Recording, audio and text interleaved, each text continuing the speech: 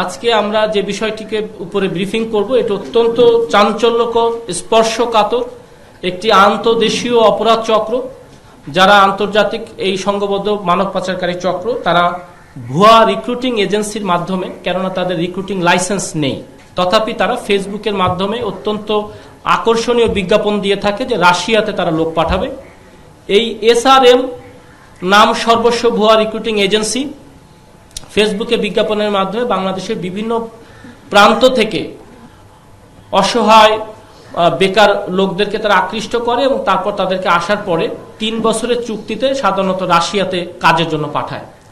কিন্তু পরবর্তীতে তারা রাশিয়াতে যে দেখে যে তাদের পাসপোর্টে SRM যে রিক্রুটিং এজেন্সি তাদের কোনো অস্তিত্ব নেই, তারা যাই হচ্ছে প্রকৃতভাবে কাগজপত্র হাতে পাওয়ার পরে তারা দেখে যে নোয়াখালী ওভারসিজের মাধ্যমে তারা রাশিয়াতে গিয়েছে এবং পরবর্তীতে তারা ওখানে যে অত্যন্ত নির্যাতনের শিকার হয়। তাদের যে চুক্তিকৃত বেতন $600 সেটা না দিয়ে তাদেরকে $400 দেওয়া হয় এবং তাদেরকে বিভিন্নভাবে নিপীড়ন, খাওয়া দাওয়া দেওয়া হয় না। একটা রুমের মধ্যে 12 জন 14 জন করে থাকে।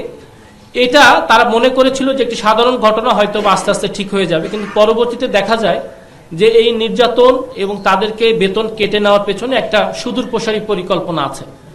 সেই পরিকল্পনাটি হচ্ছে তাদেরকে এমন একটি পরিস্থিতি তৈরি করা, একটি রাশিয়ার মতো ভিন্ন একটি দেশে, যে দেশে ভাষাগত সীমাবদ্ধতা আছে, সেই দেশে তারা এমন একটি পরিস্থিতিতে পড়ে যে পরিস্থিতি তাদের দুটি উপায় থাকে। এক হচ্ছে তারা দেশে ফিরে আসবে, অথবা তাদেরকে বলা হয় যে তুমি যদি বেশি বেতন চাও তাহলে তুমি চলমান যে রাশিয়ার যুদ্ধ আছে, রাশিয়া ইউক্রেন যুদ্ধ, সেই যুদ্ধে তুমি যেতে পারো।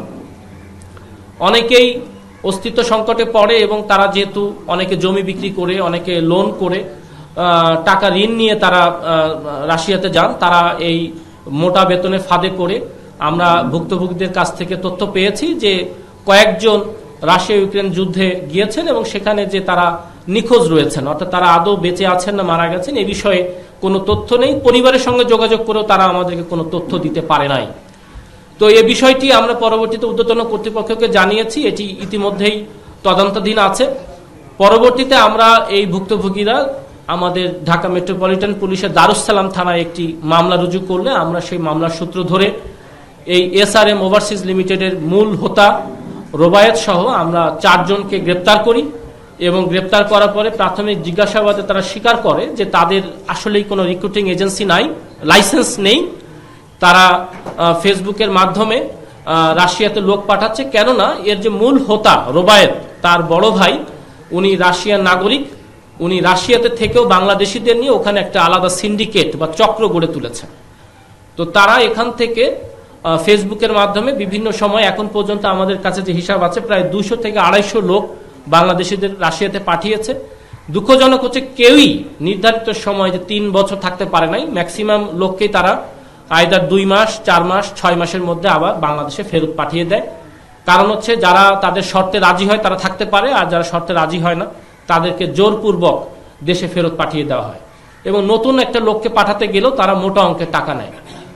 আমাদের তদন্তকালে আমরা জানতে পেরেছি যে রাশিয়ান কোম্পানি সমস্ত খরচ নিজেরাই বহন করে, অর্থাৎ যিনি যাচ্ছেন তার কাছ থেকে তার কোনো অর্থ ব্যয় হওয়ার কথা নয়। কিন্তু প্রকৃতপক্ষে ভুক্তভোগীদের কাছ থেকে এই চক্র জনপ্রতি 6 থেকে 8 লক্ষ টাকা নিয়ে থাকে। কিন্তু এই সমস্ত টাকাটাই কিন্তু যে কোম্পানির সাথে তার কাজের চুক্তি, সেই কোম্পানি দিয়েছে বলে আমাদের তদন্তে আমরা পেয়েছি। তথাপি ভুক্তভোগীদেরকে বিভিন্নভাবে শোষণ করে তাদেরকে টাকা প্রতারণামূলকভাবে আত্মসাৎ করেছে। আমরা কিছু টাকা জব্দ করেছি এবং এই সংক্রান্ত, এই মামলা সংক্রান্ত আরো বেশ কিছু গুরুত্বপূর্ণ আলামত আমরা জব্দ করেছি, যেগুলো আমরা আসামি এবং আলামত সহ সংশ্লিষ্ট থানায় প্রেরণ করলে তদন্তকারী অফিসার পরবর্তীতে আরো বিস্তারিতভাবে তদন্ত করে উনি আইনগত ব্যবস্থা নেবেন। আমাদের এই চক্রের যেহেতু রাশিয়াতে একটি সিন্ডিকেট আছে, সেই সিন্ডিকেট সম্পর্কে আমরা তথ্য সংগ্রহ করছি এবং তাদের বিষয়ে আমরা পরবর্তীতে আইনগত ব্যবস্থা নেব। আপনারা জানেন যে ট্রান্সন্যাশনাল ক্রাইম বা আন্তর্দেশীয় অপরাধ আমাদের একটি মৌলিক কাজ। যখনই কোনো অপরাধ দেশের প্রান্ত ছাড়িয়ে বিদেশে চলে যায়, আমরা সেই কাজটাকে অত্যন্ত গুরুত্বের সঙ্গে নেই এবং যে কোনো স্পর্শকাতর ঘটনায় বা র্যাপিড অ্যাকশন ব্যাটালিয়ন অত্যন্ত দ্রুত গতিতে আমরা আইনগত ব্যবস্থা নিয়ে থাকি। এটি তারই একটি উদাহরণ। আমাদের কাছে ভুক্তভোগীরা আছেন, আমাদের ব্রিফিংটা শেষ হলে আপনারা ভুক্তভোগীদের কাছ থেকে বিস্তারিত ইন্টারভিউ নিলে আপনারা আরো চাঞ্চল্যকর তথ্য পাবেন বলে আমি আশা রাখি। এই এজেন্সির অবস্থান মিরপুরে এবং দারুসালাম।